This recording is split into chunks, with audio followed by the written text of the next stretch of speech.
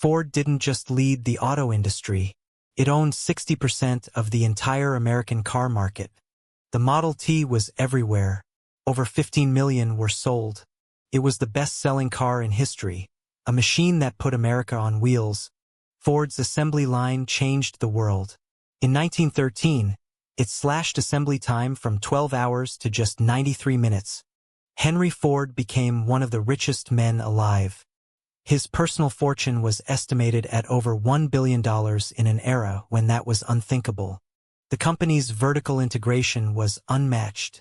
Ford owned forests for wood, mines for iron, and even a railroad to move it all. In 1914, Ford announced the $5 workday. It doubled the average wage. Workers lined up by the thousands. The Rouge plant in Dearborn was the largest industrial complex on Earth. It covered over 1,500 acres. Ford's empire seemed invincible. It was a machine built to last forever. But a single early decision nearly destroyed it all. That decision was made before the first Model T ever sold. It was a choice that seemed trivial at the time. Yet it would become the company's greatest vulnerability, a hidden flaw in the foundation of a giant.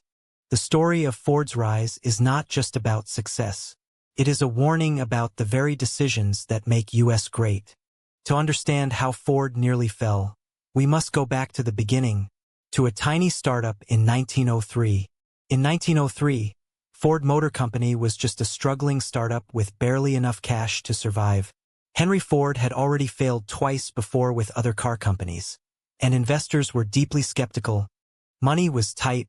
Ford needed a car that was simple, cheap, and reliable to win over a skeptical public.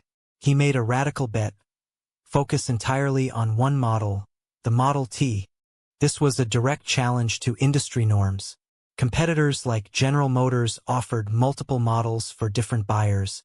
Ford's single-model strategy was seen as reckless by many, but Ford saw something others missed. By making only one car, he could achieve massive economies of scale. Every part could be standardized, every process optimized. The Model T's simplicity made it easy to produce and repair. Farmers could fix it with basic tools. This opened a vast new market of rural customers. By the way, if you like this discussion, don't forget to subscribe. There are many more interesting topics coming up. Light bulb. Ford's decision created a virtual monopoly on the low-cost car market. By 1920, his company controlled an amnol of all U.S. auto sales. The gamble had paid off beyond imagination. Yet this very focus would later become a trap. The single-model strategy that built the empire also made it brittle. When tastes changed, Ford had nowhere to turn. In 1903, that danger was invisible. Ford was just trying to survive. He chose simplicity over variety, and it worked. But success breeds rigidity. The Model T became an icon, but Ford refused to evolve. He famously said customers could have any color as long as it was black. That stubbornness would cost him. For now, the empire seemed invincible, but the seeds of its near collapse were planted in that early decision. A choice that seemed trivial at the time. Ford's bet on the Model T was a masterstroke of focus, but it also locked the company into a single path.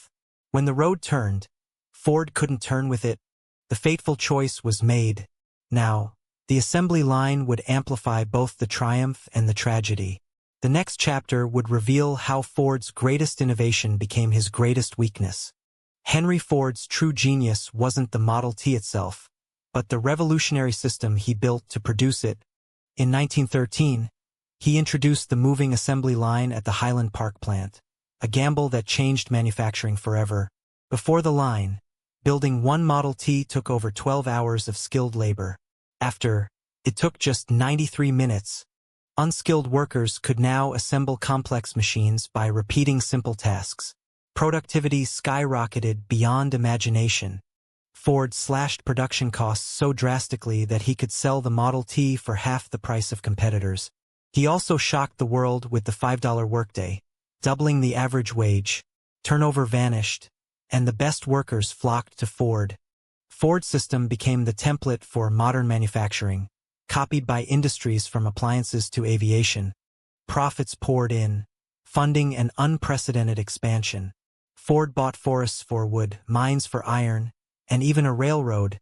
The massive Rouge plant was built to process raw materials into finished cars in one continuous flow. Ford's vertical integration was unmatched.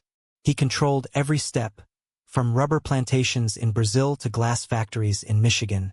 But this colossal machine was built for only one product. Every gear and worker was optimized for the Model T. The very efficiency that made Ford invincible also made him vulnerable. The system could not adapt. By the mid-1920s, the automotive market began to shift dramatically. Customers no longer wanted just a cheap, reliable car. They craved style, comfort, and choice. General Motors, under Alfred Sloan, offered multiple models for every budget. They even introduced colored paint options, a revolutionary idea at the time. But Henry Ford stubbornly refused to change the Model T. He famously declared that customers could have any color they wanted, as long as it was black. Ford believed his single-model strategy was the key to efficiency. He saw no reason to deviate from what had made him the richest man in America. Meanwhile, GM's market share soared. By 1926, Ford's dominance was crumbling. Sales of the Model T plummeted as customers flocked to more modern designs. In 1927, Ford faced a crisis. He was forced to shut down the massive Rouge plant, the largest industrial complex on Earth. The silence was deafening. The shutdown idled 60,000 workers overnight. Families lost their incomes. The city of Detroit felt the shockwaves of Ford's collapse. Ford lost an estimated $1 billion in today's money. The single-model strategy that built his empire now threatened to destroy it. Henry Ford finally admitted defeat. He introduced the Model A, a new car with multiple color options and modern features, but the damage was done. GM had captured the market. Ford's market share never recovered to its former glory. The company that once controlled 60% now struggled for survival. The lesson is brutal. Success can breed rigidity. The very decision that creates dominance can become the seed of downfall. Ford's stubbornness cost him everything. Ford's empire survived, but it was forever changed. The crisis taught the world that even the mightiest must adapt, or face extinction. Hi there! If you enjoy this kind of content, don't forget to subscribe. Smiling Face with Smiling Eyes Part 2 is dropping tomorrow. Subscribe for notifications. Loudspeaker.